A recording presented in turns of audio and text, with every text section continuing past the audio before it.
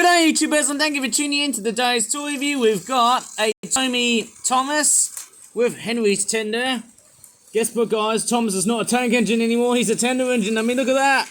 He can pull that load all by himself. Go Thomas. He's got Henry's tender.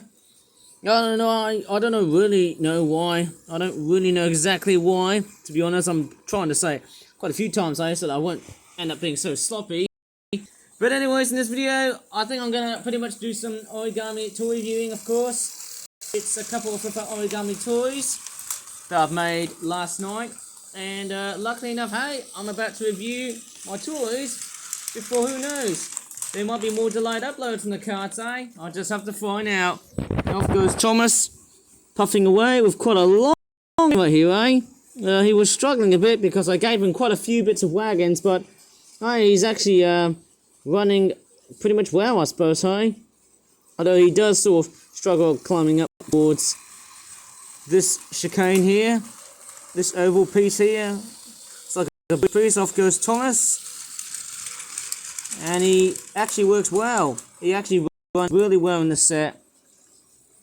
I really like him, actually. I really like it. No, I wouldn't say love him, but he's one of the best. Okay, I'm just going to give Thomas some space, and actually I don't know what to really say, hey, because I'm going to destroy the layout on purpose, obviously. Hang on, let me try and rearrange just that. Sorry about that skibbity toilet thingamajiggy. I'm going to open the door a bit because I need to get some space so that you guys can see Thomas pulling his tray while I'm doing some tours.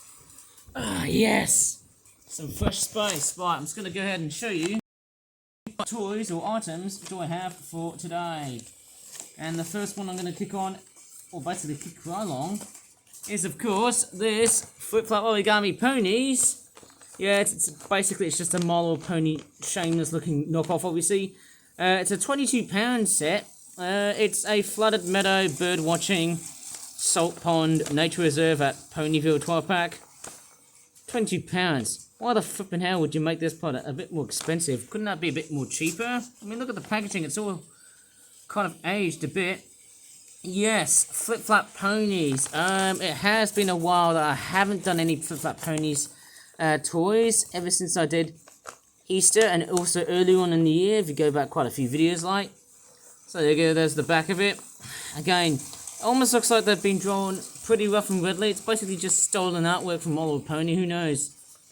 I don't know, I could be taken into court for that. Injustice. Anyway, so there's a seagull out there. He's pretty much happy, although he's planning on some sort of revenge to attack whoever the hell has drawn him. Okay, so yes, that's what you get. Looks like we've got a couple of lily pads, or lotuses. We've got one binoculars, one seagull, flamingo, and a safari hat. Very interesting. Should I say it's pretty interesting? I don't know. Let's go ahead and take a look. I haven't thought of this set. Yeah, it hasn't been, yeah, I have to say that this set hasn't been glued in properly because obviously the, let's just say the adhesion of this envelope has actually aged so much. It's been like 2 years it's been sat through. Nothing else, isn't it? Right, I might as well show you what this product looks like. So I'm a little bit rough and ready, so that's quite weird. We get like a little safari hat.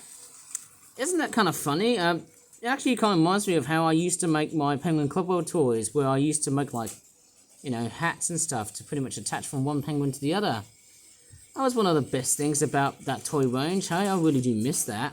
So anyways, we've actually got a few ponies. I think that there's Berry Icicle. Quite nice. Has got like the same colours as Izzy Moonbow from that 5th generation of My Little Pony. I mean, you can just go back and, you know, read Wikipedia about My Little Pony and stuff like that, because obviously I'm not really a smart aleck about it. Obviously I feel like it's kind of funny. Do I really sound like I'm a complete and utter smart aleck about this? Well, I'm not sure about that. Anyway, so we've got some carrots, which I'll probably presume that they are the cutie marks for this type of pony. Probably there's actually quite a few ponies that have got this sort of cutie mark, like this one here, Golden Harvest or Carrot Top. Probably one of the much more original background characters of the show, or the franchise.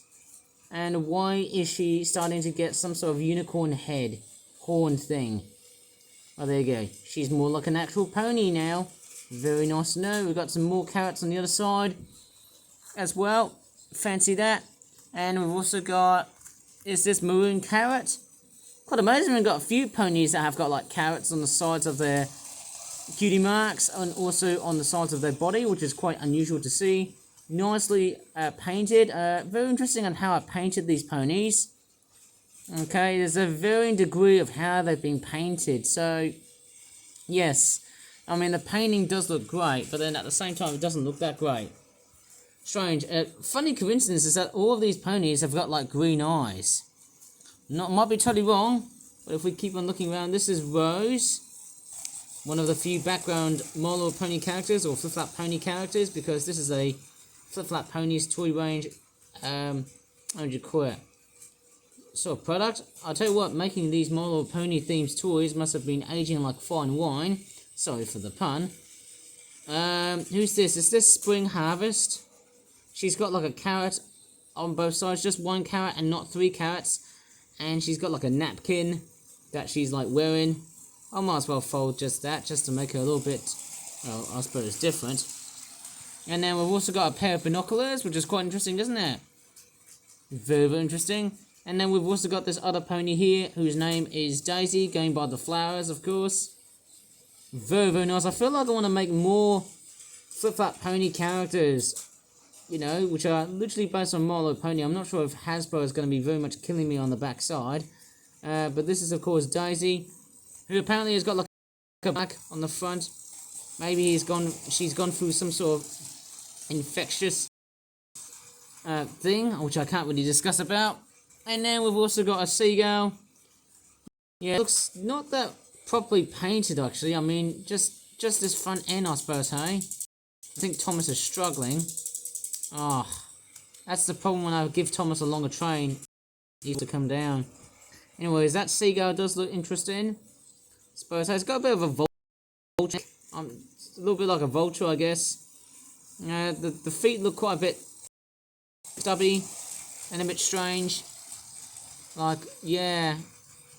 Basically, standing him looks a little bit pretty awkward, isn't it? But then, hey, that's just how it is. There's no detailing on the wings. Okay, and then we've also got, well, actually, the inner wings, but the outer wings, yes. Here's the flamingo next. Again, same syndrome as the seagull, of course. Nice and pink. Yes, it doesn't look too bad. Why am I thinking of this character? A little bit like the Roadrunner from the Looney Tunes. Meep meep. That's what I'm getting. Hey, so that is a nice colorization, as you can see. I suppose. Hey, it's a very nice looking design. Colorization. And then, apart from the birds and the ponies, we've also got a water lotus thing and a lily pad, which is quite a nice addition to this. I mean, it's not like a very typical Flip Flap. Let's just say, I wouldn't say it's like a typical My Little Pony set, but it sort of looks pretty decent, if you ask me. It's quite a very decent set, if I can think of it. And I'm just going to repack them all. I might probably say few sets that I can really think of, which is not the most perfect, but I've probably made sure that I can pretty much have as many ponies as usually 6 seems to be the mediative number, because it's like one half you have ponies and then the other half that you haven't got. Let's just say ponies, I suppose. One half is ponies and the other one is non-pony related. Okay, what comes before the horse is not the cart, but the snake. And it's a Flip Flap Origami Pets Colombian Brown Rainbow Boa Snake Toy Model Replica for £6. And yes, we're still in Generation 156. We are on a very long way to Generation 157, which will be released in September. And then Generation 158, which will also be released in September, but only for a very short period of time. And then Generation 159, which I'll probably presume it might be the last generation before, move on to Generation 160, which will be taking place in, let's just say, January of 2027. Obviously, it's long to really think about next year, which I'm not really into it, I suppose. So I might have to probably think about giving my channel a rest in 2027, and that's final. So this one here is basically a rainbow boa, which is a brown. Oh, it's a brown rainbow boa, which is a different species, but to the other species, I think I've remembered reviewing the common rainbow boa, the Brazilian Amazonian rainbow boa, which is like the much more commoner species. At the same time, it does have iridescence on it. And as I said earlier and before, in previous videos, the artwork looks impressive. What lies inside might be a totally different story.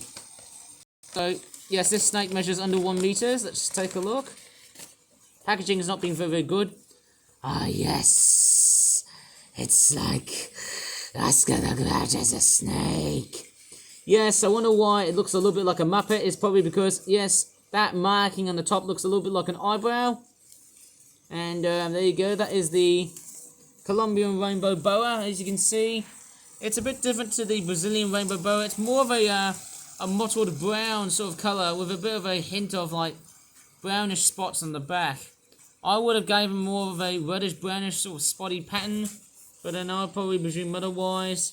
It does look pretty nice. You can start to see there's a bit of blue and a bit of purple and sometimes maybe a hint of pink. If you're very careful, a bit of green, blue, purple and pink. Yeah, but yes, even though the snake looks a bit brown, you can start to see there's a bit of iridescence. But it's almost very hard to tell if it actually is iridescent, going by the sheen of it. And the other side of it, look at that. That snake does look fairly iridescent, and as you can see, quite iridescent and also curvaceous, as in like how curved and repetitive these are. It's a very interesting and very erratic pattern, if you ask me. I don't think snakes talk like that. Anyways, we've got a very weird looking eye. Very interesting head detailing and very, very interesting shape and design. But noticing of just how very interesting, I have to say that this snake feels quite nice. Very light looking serpent in so many ways. Hey, goodness knows how beautiful. It's a fairly, beautiful and fairly fantastic design. It's a brilliant looking thing. Yeah, this snake really wins over almost everything, anything in general. It's a very nice looking snake. Yeah, pretty nice and small, pretty compact and size. I would have probably preferred if the spots were a little bit reddish brown than like typical brown and a bit more brighter. But then hey, it's almost very hard to be content of just having to make the snake a little bit more realistic. So that is actually today's tour review. I'm going to tidy up the rest of this train set. Thomas is struggling, but I think that's going to be about the video. So if you really enjoyed this pretty short and sharp toy review on YouTube, give a very good like, subscribe for more toy reviews like this in the future. As always, thanks so much for watching, and bye for now. And oh my crikeys, Thomas has finally made it. Go Thomas, go! Woo! There he goes. He's totally and utterly free. Look at Thomas. Go Thomas.